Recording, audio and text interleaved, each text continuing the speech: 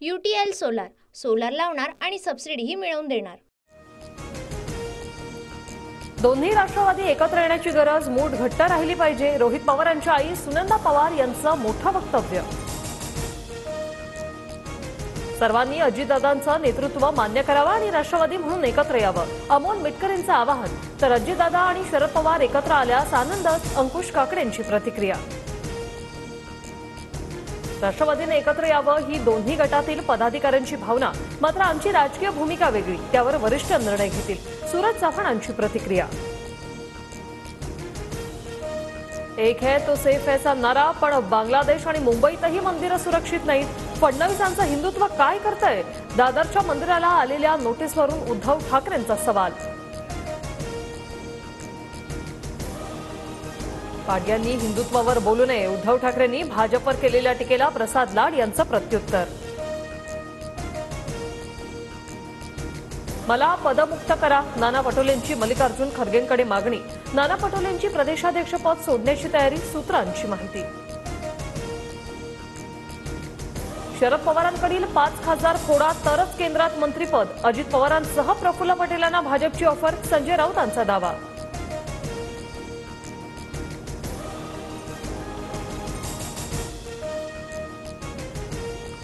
फक्त फोडाफोडीचं राजकारण सुरू, अजून भाजपला किती राक्षसी बहुमत पाहिजे? उद्धव ठाकरेंचा सवाल।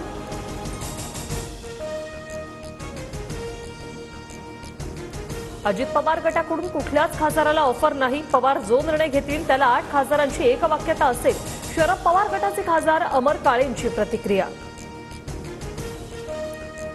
संजय राऊतांचा इशारा ठाकरे गटासाठी होता, शरद पवार स्वतःचे निर्णय स्वतः घेतात, संजय शिरसाट यांचं प्रत्युत्तर।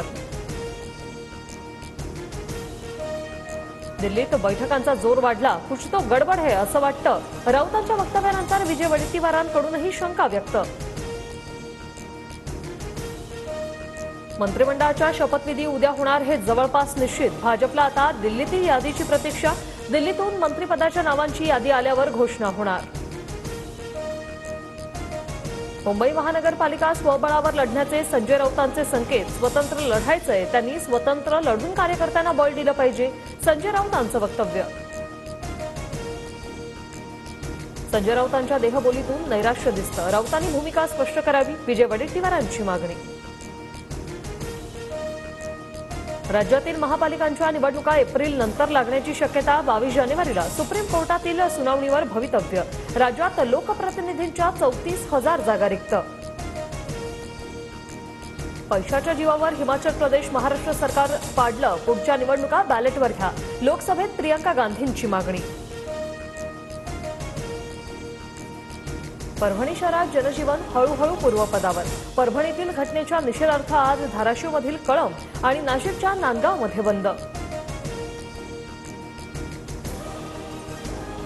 मस्साजोगमधील सरपंच हत्या प्रकरणी सर्वपक्षीय संघटनांकडून आज बीड जिल्हा बंदची हाक, आतापर्यंत 3 आरोपी अटकेत तर 4 आरोपी अद्याप फरार। नगराध्यक्षांच्या कालावधीत सुधारणा, 2.5 वर्षांऐवजी आता नगराध्यक्षांचा कालावधी 5 वर्षाचा असणार।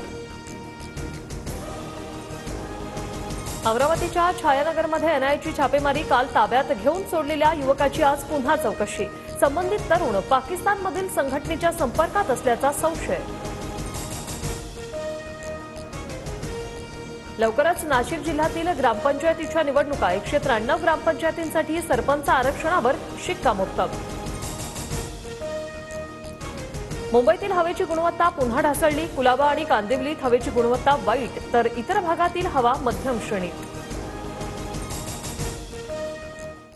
UTL सोलार, सोलार लावणार आणि सबसिडीही मिळवून देणार।